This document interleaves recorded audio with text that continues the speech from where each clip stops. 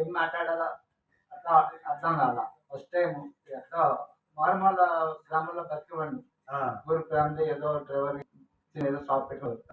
నాకు ఇక్కడ తీసుకొని అలా కూడా ఉంచలా.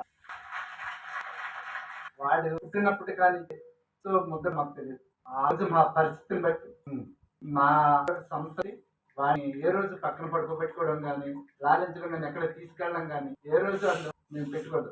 ఒక్క మా పరిస్థితుల వల్ల మా ఆర్థిక పరిస్థితుల వల్ల వాడిని దూరం పెట్టవలసి వస్తుంది. ఈ రోజు లక్ష్మణరావు కొడుకు అని కాదు, కళ్యాణ్ తండ్రి లక్ష్మణరావు అని చెప్పుకొచ్చాడు. అది మాకు చాలా అంటున్నాడు. తండ్రిగా మాకు పేరు తెచ్చాడు, మాకు అది చాలు. కళ్యాణ్ ఈ స్టేజ్ గర్వపడే తండ్రి. అగ్ని పరీక్ష ఆడిషన్ వీడియో పంపినప్పుడు నీ డాడీకి కాల్ చేశా.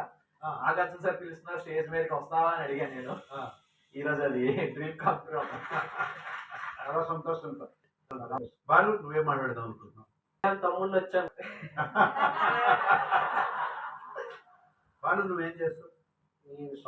జాబ్ చూసుకుంటా. ఫ్యామిలీకి బ్యాక్ బోన్ సార్ తను. నన్ను అంటారు అందరూ, కానీ వాడు ఎందుకంటే చిన్నప్పటి నుంచి ఫ్యామిలీ సిచ్యువేషన్ అర్థం చేయని వాళ్ళిద్దరు బాధను అర్థం చేసుకొని నాకు ఎంత పెడుతున్నా సరే ఆ పార్షియాలిటీ అనేది ఆ మైండ్ లో ఎప్పుడు లేదు.